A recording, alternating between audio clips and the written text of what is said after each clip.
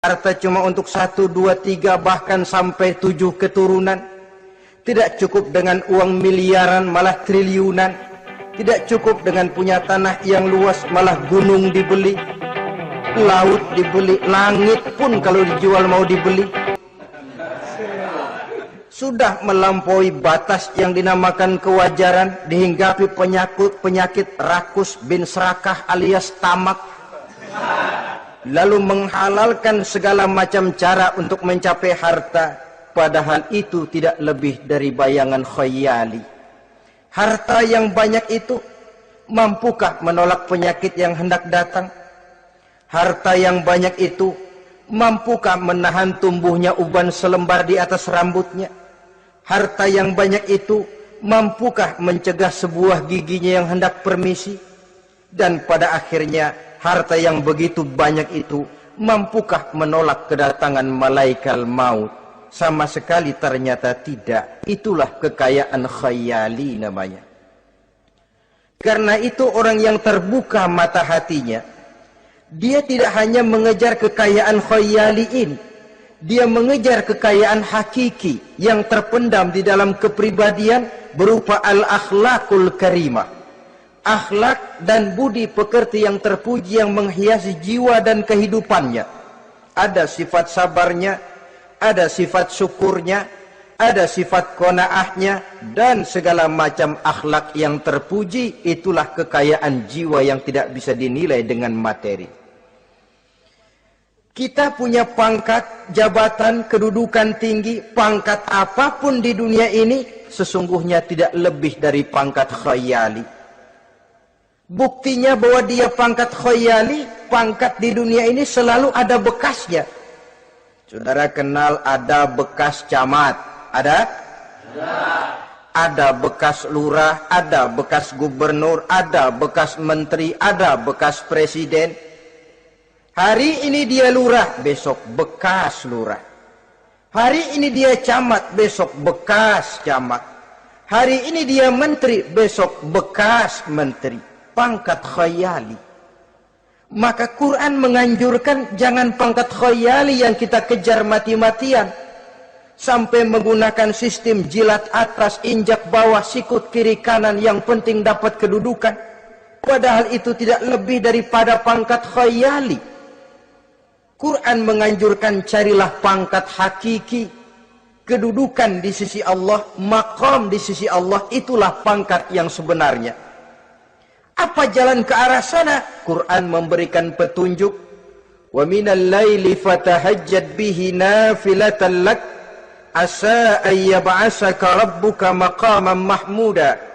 Di keheningan malam, dikala orang tidur nyenyak, bangunlah engkau tahajud kepada Allah Tuhanmu.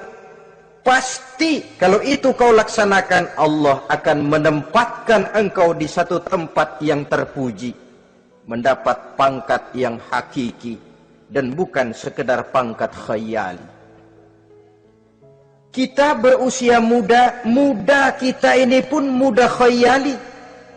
Berapa lama kita muda? Hari berubah jadi minggu, minggu bertukar menjadi bulan, bulan pergi datanglah tahun.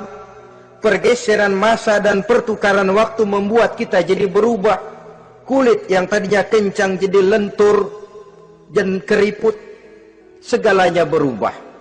Oleh karenanya, pada kehidupan di surga nanti, orang akan menemukan kehidupan yang hakiki, yang tidak akan pernah berubah untuk selama-lamanya. Nah, kita akan mulai dengan menjelaskan bagaimana sebenarnya keadaan surga itu. Pertama, luasnya. Berapa sih luasnya surga? Dengan logika, sekarang ini dunia dihadapi dengan kekhawatiran terhadap peledakan penduduk yang nyaris tidak terkendali. 5 miliar lebih jumlah manusia yang nongkrong di permukaan bumi. Tapi sesungguhnya planet bumi yang kita tinggali ini cuma satu planet kecil dari 9 buah planet yang berada dalam sistem tata surya matahari yang lazimnya kita namakan galaksi. Selain tata surya matahari yang namanya galaksi itu, masih terdapat lagi galaksi-galaksi lain yang dengan sendirinya juga dikitari oleh planet-planet lain. Dan bumi kita yang kita tinggali ini, yang dihuni oleh tidak kurang 5 miliar manusia, hakikatnya cuma setitik debu di tengah angkasa alam yang luas ini. Oleh karenanya, di dalam surah Ali Imran ayat 173, ayat 133, Allah Subhanahu wa taala menjelaskan, "Wasari'u ila maghfiratin min rabbikum wa jannatin 'arduha as-samawati wal ardu u'iddat lil muttaqin." Bersegeralah kamu menuju ampunan Allah dan surga yang luasnya seluas langit dan bumi. Seluas langit dan bumi. Sedangkan langit oleh mata telanjang ini kan tidak pernah kelihatan. Yang nampak oleh kita biru di atas itu cuma batas titik pandangan manusia yang terjauh. Dan konon itu adalah refleksi sinar matahari yang menyentuh air laut, melahirkan warna biru. Sedangkan hakikat langit itu sendiri sampai hari ini belum terjangkau oleh kemajuan ilmu pengetahuan. Sejauh-jauhnya manusia pergi baru ke bulan. Mungkin dalam beberapa tahun mendatang dia akan pergi ke planet-planet Mars dan planet-planet lainnya. Tapi itu masih terbatas dalam sistem tata surya matahari atau galaksi kita ini. Belum lagi sampai kepada langit yang pertama. Surga yang disediakan untuk orang-orang saleh ini luasnya seluas 7 lapis langit dan bumi.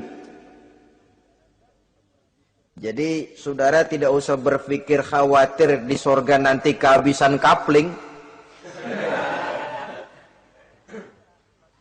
Di dunia ini saja masalah tempat tinggal sekarang ini jadi masalah pelik karena memang peledakan penduduk seiring dengan perkembangan tentang lapangan kerja yang harus disiapkan, sekolah yang mesti disediakan, sarana pendidikan yang harus disiapkan, rumah sakit untuk menjaga kesehatan, dan kompleks betul masalahnya. Tetapi di surga nanti, arduhas samawati wal ard, luasnya seluas 7 lapis langit dan bumi. Satu keluasan yang hanya Allah saja yang maha tahu tentang batas-batasnya. Itu tentang luasnya surga. Lalu bagaimana keadaan di surga? Apakah ada bangunan-bangunan, taman-taman, kebun-kebun? Tentu ada. Di surga ada kebun yang tanamannya berupa tumbuh-tumbuhan dan menghasilkan buah-buahan yang buah-buahannya pun boleh dimakan oleh manusia karena tidak akan pernah ada larangan lagi dalam kehidupan di sana. Dalam surah Ar-Rahman ayat 54 misalnya kita dapati penjelasan dari Allah Subhanahu wa taala, "Wajanal jannataini dan." Begitu juga dalam surah Waqiah ayat 32 dan 33. Allah menjelaskan wa fakihatin kasiratin la